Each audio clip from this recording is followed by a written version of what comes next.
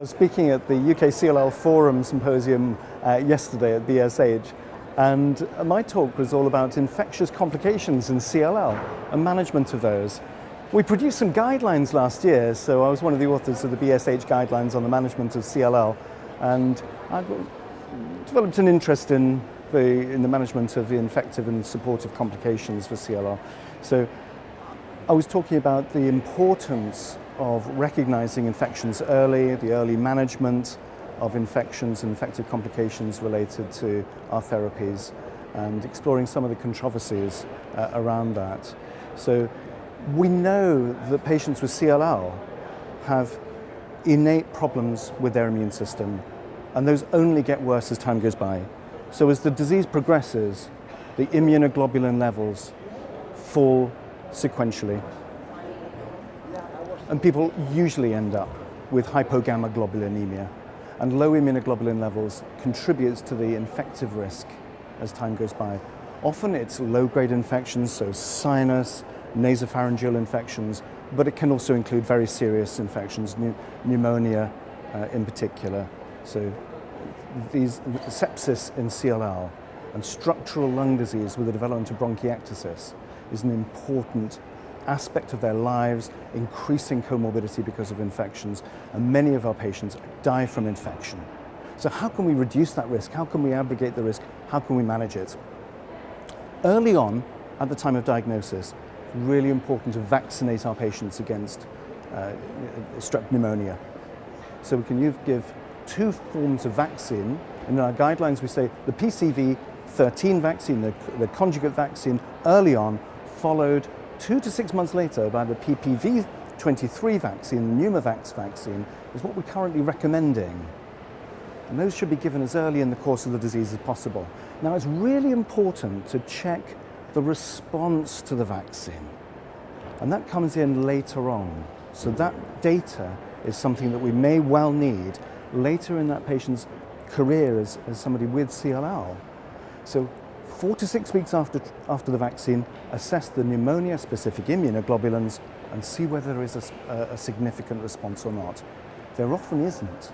Even with normal immunoglobulins, there may not be a full response. It may be partial, or it may be less than incomplete even.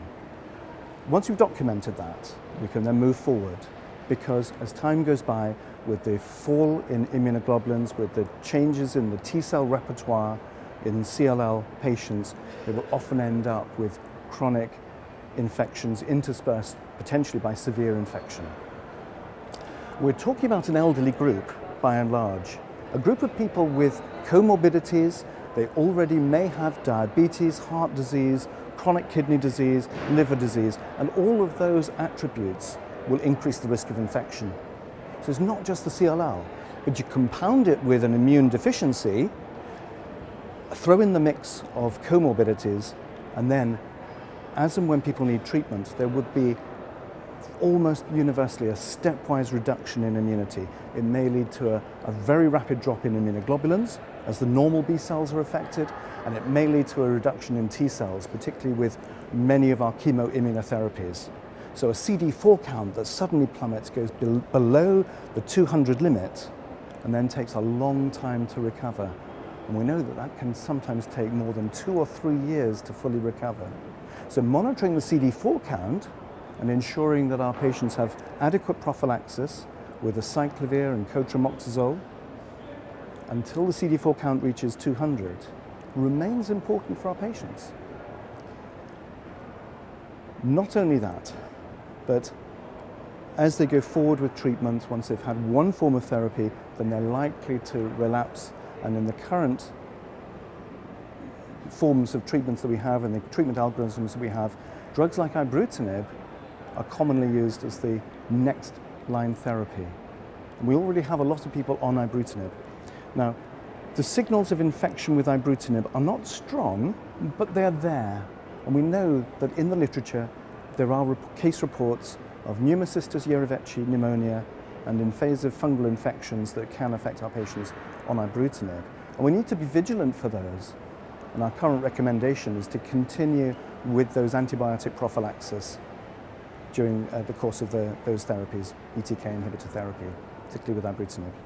Once the immunoglobulin levels are reduced and there are risks of infection, then antibiotic prophylaxis with a broad spectrum antibiotic might also be helpful, and that can reduce some of the risk of severe infection, such as streptococcal pneumonias or other bacterial type infections. And working with our local microbiology departments to identify what might be suitable, working with our colleagues in immunology to identify what might be a suitable antibiotic prophylaxis is important for our patients to reduce those risks. And I just wanted to mention the use of immunoglobulin replacement therapy. So at some stage, when the immunoglobulin levels are low and our patients have breakthrough infections on prophylactic antibiotics, then we can access immunoglobulin.